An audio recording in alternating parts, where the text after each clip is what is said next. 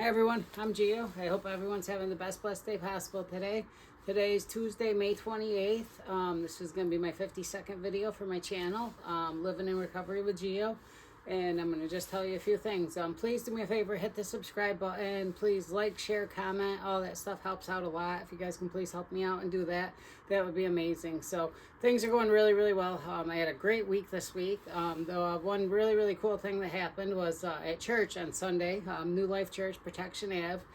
Pastor Oleg, at the beginning of the service, he said if anyone has a testimony they'd like to share, to come up and speak and share it right now, and immediately I felt like I had to go up, you know what I mean? I felt like I was called to do it. So I went up there, and I spoke and I shared some of my story really quickly, a quick little 2-minute thing, where I shared some of my story. But I'll put the link in the description if you want to go check it out, to see what I said. I was a little bit nervous for sure, going up there and speaking, in front of everyone and stuff. It was definitely a little nerve-wracking. But it was really cool, though, and it felt really good to do it, and I got a lot of good response from it and everything. So it was really, really cool. But aside from that, last week, on Wednesday last week, I got a call from my attorney. So I have these charges that are down in Sloatsburg Village Court. And it's actually 4 felony charges that I had, and they've been pending, for about 1.5 years now. And I was really, really hoping to get out of everything without having a felony on my record, So it's only by the grace of God that this has happened. But I found out that everything was going to be getting dropped to a misdemeanor, and so I'm going to get through everything, through my whole addiction, basically, essentially with no felonies on my record. So it's such a really cool thing, and I'm so blessed to be able to say that. And it's only by the grace of God that that's happened, because there's so many times that I should have been in more trouble, and somehow or another God, got me out of the trouble, and I didn't make it easy on him, that's for sure. So, but, I surely appreciate that, and, because the big thing is, when I've been praying about it, I've been praying, for the Lord to help me out with Sloatsburg, if he could help me get through that without a felony, because I didn't want to be limited and what I can do, as far as like if you have a felony, you can't travel out of the country and you can't do a lot of different things, and I'm really hoping that at some point in time, I would be able to go on a missionary, go to do a mission work or something for the church, or even to be able to go speak in another country, you know what I mean? If something could happen with this channel and it does become big and I can reach out to a lot of people, and if I get better at speaking and everything, maybe at a point in time I'll be able to go speak in another country about addiction, and how it can ruin your life and all the different things. So that was a really cool thing, and thank God for him helping me get through that and stuff. So I just have to appear one more time in the court. Possibly I won't have to appear, but they're not sure yet. But I'll probably have to appear this month coming up at the end of June. So, and I got to figure out a ride there and everything, because it's like 3 hours away. But I'll figure it out, and I'll get there and I'll get it taken care of. So, and then that'll be all my charges wrapped up, and I'll have nothing else going against me. And it's going to be such an amazing feeling, because it's been a long time since that has been the case. So, but yeah, so things are going really, really well. Like I said, I had a really good week. On Sunday, I actually had off this week from work on Sunday. It was kind of a surprise. The owner told us late Saturday night that we were going to have the day off on Sunday for Memorial Day. So it was really, really cool. And I don't get a lot of time, where I have days off with nothing really to do, except I had church that day. But so I took my girlfriend, we went to Walmart, and I bought her a bike, because I have my bike and I ride around all the time. And we went on a nice bike ride. We went fishing and stuff. So it was a really, really awesome day. And we got my house, almost completely set up now. So that feels really, really good. And just everything feels like amazing, being in recovery and being this far along now, like as I spoke about when I was at church and stuff, April 7th, 2023 was my date of last use. And, that was the day that God spoke to me, and I heard the voice of God. And from that point on, I've had perfect adherence, you know what I mean? And I've moved forward like so much, when you consider that just last September, I didn't even have a place to stay, you know what I mean? I just had started working, like right before that. And all I had on me was like a duffel bag full of clothes. That was all my possessions in the world. And now I have a full apartment, I mean, that's almost pretty filled up and everything. And, I have a nice bike, and I have a lot of nice stuff now, a lot of nice clothes, and, a nice TV, just I have everything I possibly need now. And it feels amazing to be so far along, and the future, it's so bright, I mean, like I'm so excited to see what the future holds for me, and to see what I can accomplish now that I'm, past the addiction. You never really get over your addiction necessarily, because, you always have the chance to fall back. I mean, always. It can happen so easily, as so many people know. You know what I mean? Like, no matter how strong I think I am, there's always going to be, like, all it would take is just one time. And that's the thing that I realized that I guess I never really did before. And I'm sure a lot of people don't really realize this. All it takes is one time. It's taken me over a year now for me to feel like I can wake up. I wake up every day feeling good. You know what I mean? I wake up feeling good without something to make me feel good. Whereas before, when I was in my addiction, you know what I mean, I had points in time where I felt really good, but it was all based on putting something into my system to take my mind, to make my mind feel better. And now I feel that way all the time, and I don't ever want to lose that. So if I was to say, just try to use something one time, say, okay, I'm going to do it this one time. I want to have fun, or I want to do something, so I'm going to do it this one time. Now, all of a sudden, that's going to put back in my brain all those thoughts that I had before where I want something all the time. And that's what it is to be an addict. You know what I mean? So it's different about me from someone else that can, like, say, drink beer and then, get drunk once and then not want it every day. You know what I mean? If I do something one time, it's going to just put back in my mind now how much I want that all the time. So that's the thing, is I can never ever have that relapse, because once that one relapse, that's going to set me back so far. So, and I realize that, you know what I mean? And I understand that. So that's something that I'm definitely going to stay away from. I can't go around people that use. I can't go around situations that would put me in danger of using, just to be around it and stuff. I mean, as strong as I feel like I am, as much as I love my life now, as strong as, like, I feel like I can do anything now, one time, if I was around it, like, let's say that this person right here had my drug of choice, you know what I mean, just happened to stop by and say, hey, I got this. Am I strong enough to say, no, I don't want it? I believe I am, but I don't know that. I wouldn't put myself in that situation. So that's the big thing, is you need to be cautious of those situations and not putting yourself in them, So, and I understand that. But all it would take would just be one time of using, and now all of a sudden my brain's going to go back to thinking, how much I enjoy this, how much all this means to me, and how I want to have this fun like that. I want to have that feeling again, and that's what I've always had happen. Whenever I tried something, if I tried something for the first time, and me being an addict and everything, of course I liked it. I tried this drug first time, oh, I loved it. Now I try this drug, it's a little bit stronger, oh, I love that. So now I don't want that drug that's lesser, all I want is the stronger one, and then I want the stronger one. And that's just how it happened for me, and that's how it happens, I'm sure, for a lot of people. But it's just, it takes time to not trick your mind, but just to get your mind to get away from wanting that, so, and, and you got to do a lot of different things. You got to put in all the work and everything to get there. But, it feels amazing, though, just to wake up every day not needing something, and just to be happy to go about my day, to go to work every day, excited to go to work, and just to feel good going there. You know what I mean? Like, I couldn't imagine, like, if I was, say, an alcoholic that drink every night and I get drunk, and now the next day I got to wake up after drinking the night before and go to work. Like, I wouldn't want that. You know what I mean? Like that does not sound enjoyable to me at all. Even though it seems like it would be fun, hey, to go out to a bar and go drink and hang out with friends and go have a fun night, but what it's going to cause in my life, it wouldn't be worth it to do that, if that makes any sense. So so that was a pretty cool thing that happened, and then I had the testimony on Sunday that I gave Monday. I had my prayer group, which is amazing this week. I love being a part of that and talking with all the elder members of the church. I mean, these are all people that have so much insight and so much to offer me, and then I had my Bible study, with Miss Karen McCreena, who I consider my mentor. You know what I mean? She's the most knowledgeable person on God I've ever met, and who teaches me so much, you know what I mean? And I love being a part of it, and I love that she loves having me there. I love that she loves teaching me, and I just, I love being a part of everything. So, and they say, that based on your works on earth, I mean, like, everyone, when you go to heaven, doesn't have the same position when you go to heaven. It's based on the works that you did on earth. When you go to heaven, look how much responsibility you have, you know what I mean? How much different things that you have when you get there. So when we and her were doing the Bible study, I said to her, I said, when you get to heaven, you're going to have so much, based on all this stuff that you do and everything, you're going to have so much available to you. And I said, make sure that when I come there afterwards, that I get to be a part of your group. You know what I mean? I want to be there with you, so I want to be part of that. So, and she liked that, and that was cool. But so it's been a really, really good week. I had 3 days off in a row, and I got a lot done. I accomplished a lot. My credit is at an all-time high right now. You know, one of my 3 credit scores is a 657.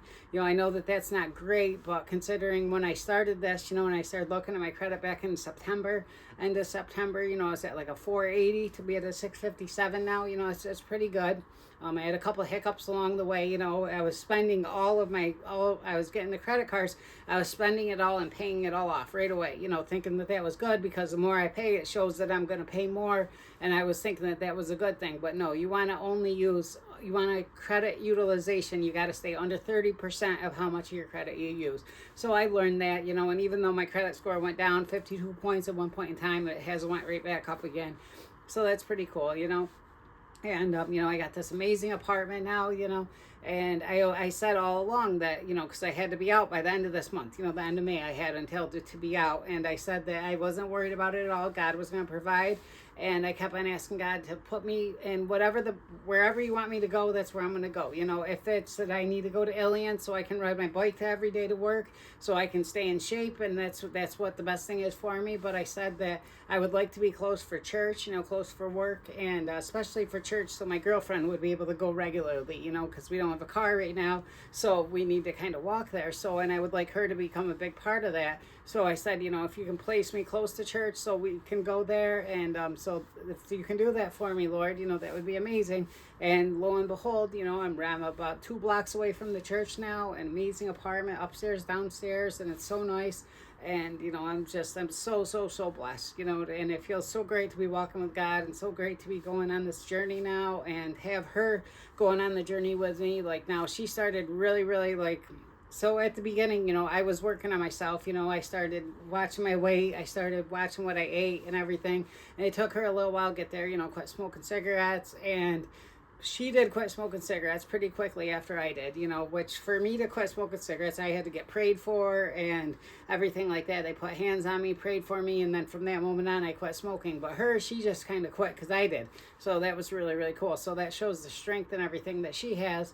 But now she started dieting, and now she's like, today she went and got her hair cut really nice, and so she's trying to look good, you know, doing her nails, doing all these different things, and it's amazing to have someone that's trying to better themselves along with me now, and it feels great to do that, and I'm excited to see what me and her both can accomplish now going forward. You know, before it was just kind of what I could accomplish, and I kind of felt like I was on my own in all this, but now I feel like that she's doing it with me, so it's such a cool, amazing feeling, you know, to have that. So I thank her for that very much. And then aside from that, I had VBS volunteer work. I went and I worked on a float today for about 2 hours, you know, got some volunteer time in for the church. And again, it's just all the time I can spend with as many people, you know, involved with the church and these kind of people as possible. You know, that's the stronger that I'm going to get and the better I'm going to feel. And then a couple other really amazing things that happened, you know, by the grace of God, praise God. I had someone that I had been speaking to that seen my videos and stuff and was very like impressed with, you know, what I was doing and everything, and it was encouraging her and inspiring her and everything. Well, she actually went to rehab yesterday, and she made it to rehab. You know, she got in the car, went there and everything. I talked to her on her way there, so praise God. You know, I want it to work out for her so much. You know, I feel like that she has so much to offer.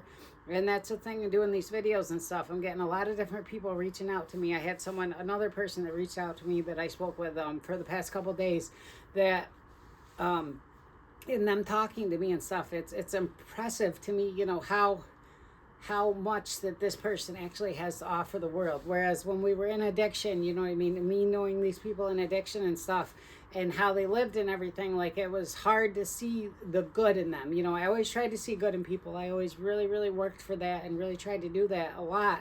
And I think that that's part of the reason why God, you know, spoke to me when he did, and why I feel so close to him, you know, is because I do always look for the good in people, and because I do always want to help people, and I do want to make people better. You know, every person I've ever met for a very long time, I've never wanted to bring someone down. I've only wanted to make them better, and that's all I've ever tried to do. So, and even in addiction, you know, most people can't handle that in addiction because their addiction takes over and they can't control that part of it. So they have to do whatever they have to do to, you know, to feed their addiction, for one. So they have to do things that are going to hurt people, you know what I mean, and that aren't going to look so good to people, you know. Whereas me, I don't know, my capacity for doing certain things or whatever, you know, I was able to feed my addiction without hurting people necessarily, you know. So I was always able to still kind of look out for people while doing it, you know. But that's not like that for most people. Most people just have to do what they can do to feed their addiction. It doesn't matter what it is, you know. And I understand all that, and I've been through all that, you know. So, but it's crazy, you know, if I go back and just look at my life and where it's been at, you know, and where it's at now. Like, I peaked early in life, you know. I got married when I was only 20, and I bought a house when I was 20, you know. I had my first daughter when I was 20, and then I bought a house, and, you know, and then I had a nice vehicle, a $50,000 vehicle, you know, and I managed restaurants, and I was general manager of restaurants for like 12, 13 years, 14 years. And, you know, so I did fairly well, you know, early on in life and stuff. But, and then I lost everything, you know. My addiction trumped everything. Stopped paying bills. I stopped, you know, doing anything I could possibly do that was good for me, and just focused on my addiction for so long, you know. So I went from owning my house to being homeless, you know what I mean? And I was homeless for probably 5 years altogether. You know, maybe a little apartment here and there, but for the most part, 5 years, you know, I was homeless, lost everything I've owned multiple times. Like, I cannot tell you the amount of times I've lost everything I've owned. You know, most recently when I went to rehab, you know, March 2023, I left everything I had behind. Not that I had much left, because towards the end of my addiction, you know, things got really tough, and basically I had to trade anything I had of any sort of value, you know, just to get something, you know what I mean? Just because I felt so bad about myself, and that was the only thing that possibly made me feel any sort of happiness at all, was to get something, you know, is to get a drug, and to have that drug for however long it lasted for. But you're talking about trading your TV, you're talking about trading any clothes that are of any sort of value, you know what I mean? So now you're just wearing the crappy stuff that you have, and that's all that you have, you know, trading just everything that you own, because getting whatever it is you have to get at that moment means more than anything else, you know. And I so understand that more than anybody can imagine, you know. I mean, I understand that. And I understand, like, what it is to walk into a store, grab something, and run out the door as quickly as you can, and not even care that you're on camera, not even care any of that, just as long as I get out the door with this item so I can go trade it to get what I need to get. That's the only thing that matters, you know. It don't matter I get caught. It don't matter I'm going to go to jail later. It doesn't matter I'm going to have warrants for this later. It doesn't matter, none of that. The only thing that matters is that I get this substance at this moment. And, you know, so I know how all that feels, and it's just such an awful feeling, and I hate it so much. But I don't have to feel that anymore. You know, by the grace of God, I don't have to feel that anymore. So, but really working on myself, and just trying to become the very best I can be. You know, I pray that to God every day, to help me become the best version of myself on this day, Lord, you know, and to help me make a difference in someone's life today. You know, that's something I say multiple times every day. So, I don't know. So it feels great, you know, to be where I'm at now. It feels really exciting to see what I can accomplish in the future, you know. It's amazing that I got through everything without a felony. You know, it's only by the grace of God that's possible, because there is so many times that I could have, something different could have happened where I should have gotten in trouble, and I did not, somehow, you know, somehow, you know, whether it was going into jail. One time I got picked up on a warrant, and I got brought to jail, and I had a little Altoid case of all my drugs on me, and I had just like bagged everything up and stuff, because I was going to meet people so I could get rid of some stuff, you know, because that's what I kind of did, is I hustled a little bit so I could support my habit. So I just bagged everything up, and based on what I bagged up, it was like $1,700 worth of stuff altogether, you know, a bunch of different array of things. I'm a big person that likes to have a lot of everything, so I always had multiple things on me. And but I had it all in this little Altoids case, and then I got picked up on a warrant, and I got brought to Oneida County Jail. And on the way into the jail, the cop found the case, And then I never heard another word about it. But right there, I mean, that's a felony going into jail with it. It's a felony. The amount of possession, the amount of stuff I had on me would have been felony. They were broken up in baggies to sell. That's intent to sell would have been a felony. But somehow or another, the whole thing just went away. I don't know how it happened. I don't know if the cop didn't want to deal with it, threw it in the garbage. I don't know if he kept it for himself. I don't know what happened. But going through the doors on camera, going into jail, I thought I was done for. I thought I was not going to see the light of day for a very long time. And somehow or another, that thing disappeared, you know. There was one time where cops came up on me. I was passed out in the passenger seat of a car. Cops come up, and in my bag, I had a bag. I always carry this little knapsack around, you know, man purse, whatever, around my neck. And in that bag, I had the cop came up to me, he pulls out a scale, he pulls out baggies. Well, there's 3 pockets. It was a Jordan bag. 3 pockets in this bag. In the third pocket in the back, it had two balls of crack and 2 balls of meth in that bag. So now these cops go through the bag. 2 cops went through this bag. They never took it off my neck, but they went through the bag. And they do not see this third pocket. Somehow or another, do not see this third pocket. Then a third cop comes over and he goes to search me, and they say, oh, we already searched him. So now I'm left standing there with this bag with all these things in it. So I took them out of the bag, put them in my pocket, and I threw them all on the ground before I got brought to jail on a warrant. And then that time I went right to jail. I got released right away, and I would have gotten, if I had those on me, I would have still left with them on me. Like they never would have taken them from me. So that's why this next time when that happened, that's why I tried to keep the things on me in thoughts that maybe I would be able to do that again. But now this time they found them when I went into jail. So, but somehow or another, both times, you know, I got away with it. And it's just, I don't know, I don't understand necessarily. Well, I do understand because God protected me and because I have a calling to do something else in life. You know what I mean? I really feel like I am called to do something that I had to not get a felony charge for. You know what I mean? I couldn't have that felony on my record in order for me to do what God wants me to do. So therefore, he protected me from that happening. And he kept me out of all that trouble that he kept me out of for as long as he did. And I did not make it easy. I promise you. I made it so hard on him. But he is God, you know, and God is great, and God can do anything. So he somehow or another got me through all this, you know. And at some point in time, I'll tell you all the stories, because those are just 2 of the probably so many that I have that I could share with you. But I want to keep the videos short so people will really actually watch them. But I don't know, everything's great. Life's great. It's amazing. I'm so excited for the future. You know, I'm so excited to see what I can do with these videos and see what I can do with this YouTube channel. But again, please like, subscribe, share, comment, anything you guys can do to build up publicity for me. It would be amazing. I thank you all. I love you all. God bless you all. Remember that as nice as to be important, it's infinitely more important to be nice. I love you. God bless.